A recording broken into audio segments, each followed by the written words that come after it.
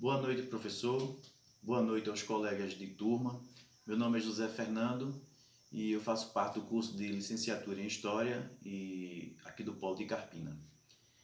Eu trouxe como um debate a questão do cultivo da cana-de-açúcar aqui no Brasil, especificamente aqui na Zona da Mata, e a relação que existe entre o cultivo da cana-de-açúcar e o trabalhador rural, o cortador de cana propriamente dito.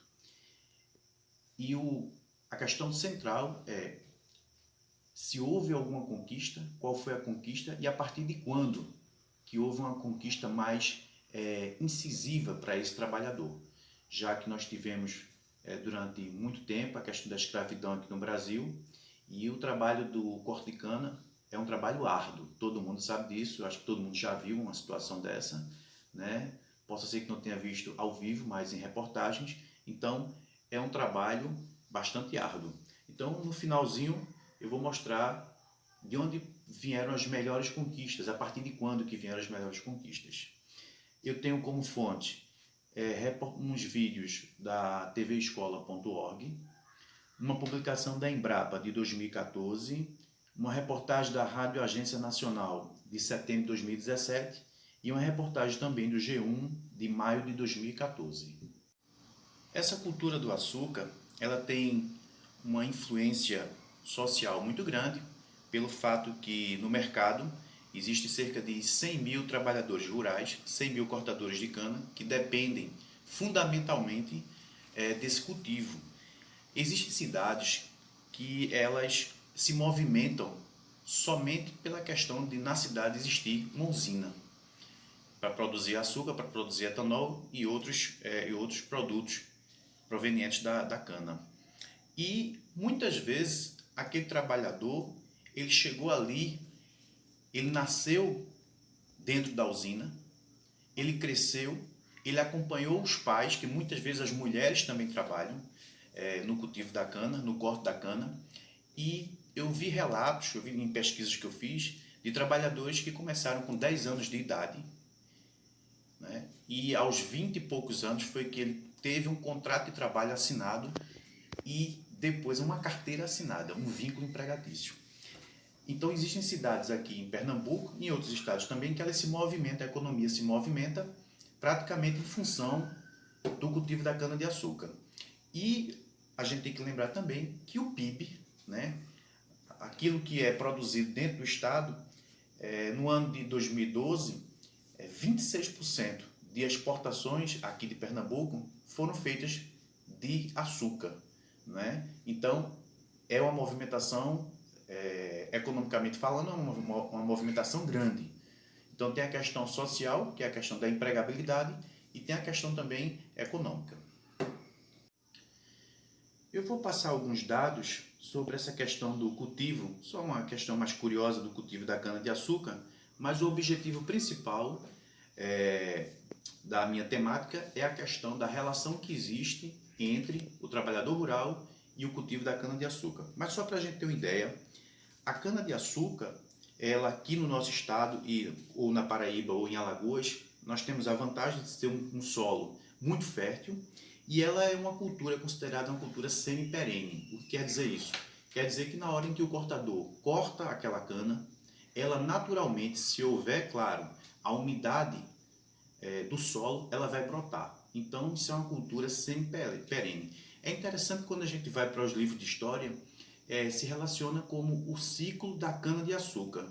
Mas o ciclo a gente tem uma ideia que é uma coisa que iniciou-se e terminou, mas a gente tem que ver que é uma coisa continuada, né? Tanto aqui na região Nordeste, como também quando a gente vai ali para o Sudeste, a gente vê as grandes plantações, as grandes usinas, muitas usinas até saíram aqui da região Nordeste e foram para a região Sudeste, porque ainda existe a questão lá o uso da mecanização e o solo também ser bastante fértil para o cultivo da cana-de-açúcar. Então vamos lá para alguns dados, né? Uma coisa mais matemática, mas veja só,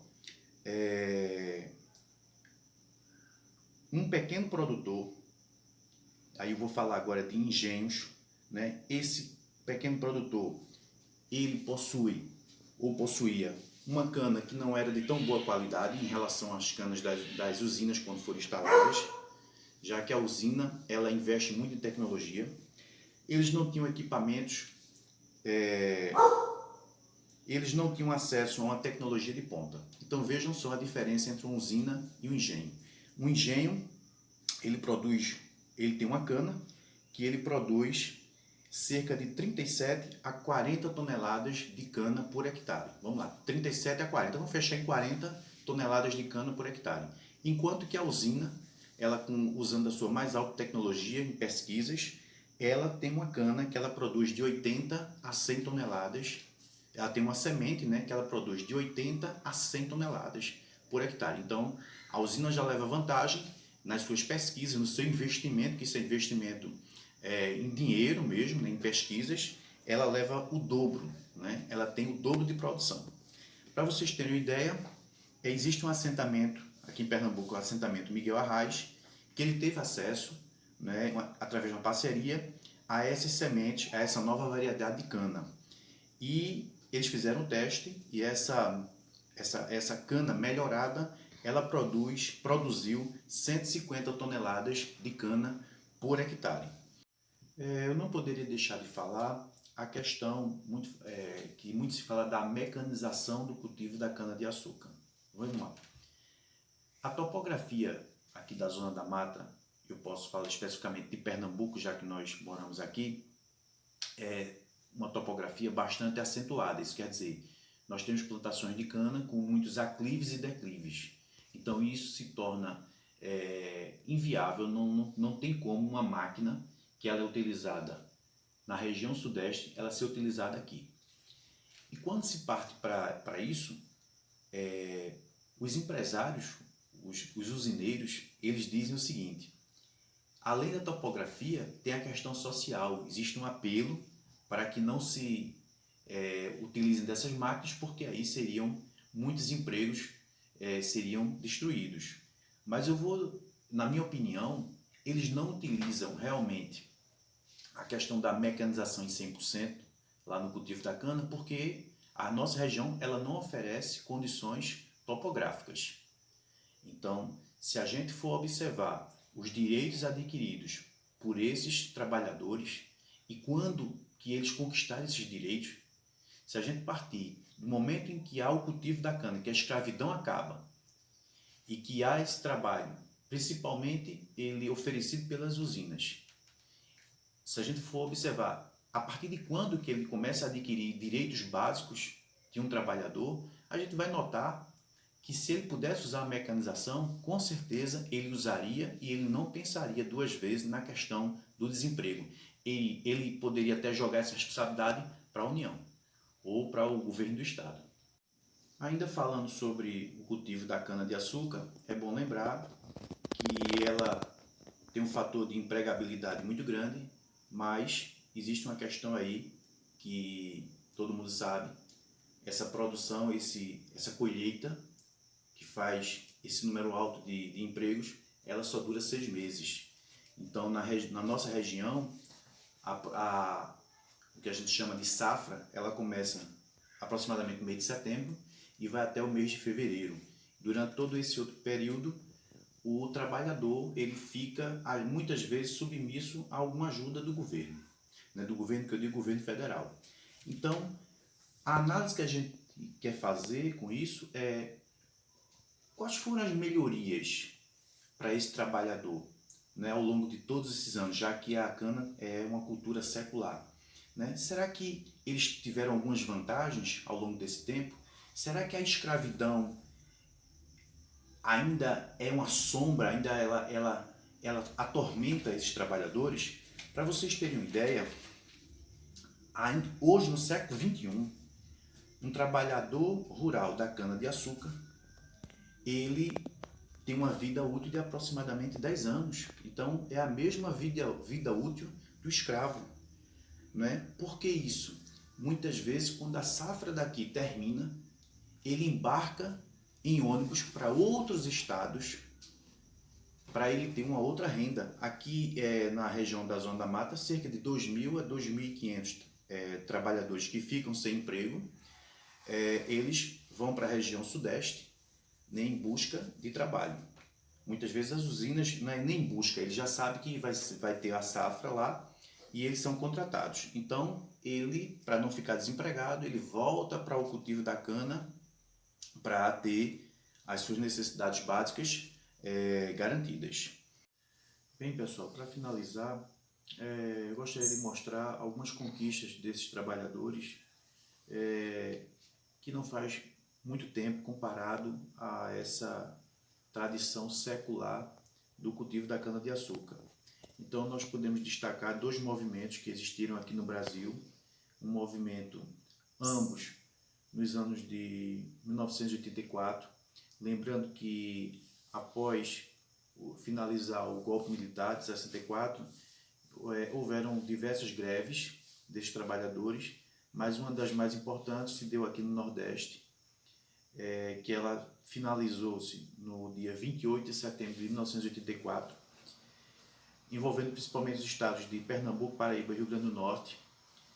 Esse movimento contou com a participação de 400 mil camponeses e houveram muitos confrontos. Nesse confronto, houve a morte do líder camponês, conhecido como Nonatinho.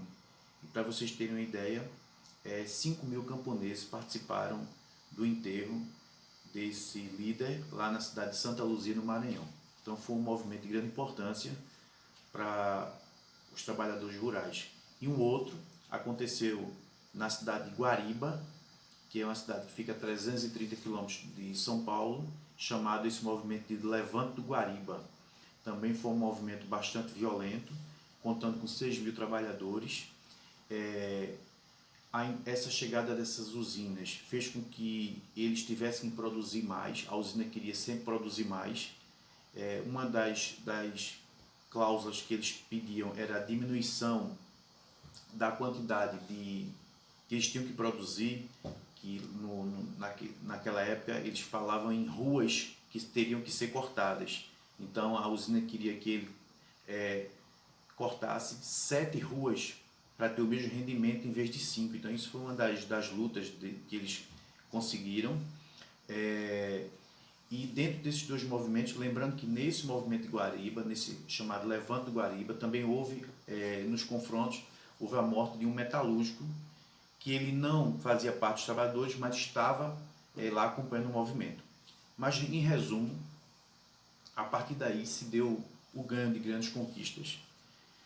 Conquistas estas que para outros trabalhadores de outras classes no Brasil elas já existiam, elas só vieram acontecer para o trabalhador do corte de cana a partir dos anos 80. Então, conquistas como férias, 13º, equipamento de proteção individual. Então, se a gente analisar direito, a cana, a matéria vegetal dela, ela é rica em sílica e provoca cortes nas pessoas. Então, esses trabalhadores, eles não tinham nenhum equipamento de proteção individual.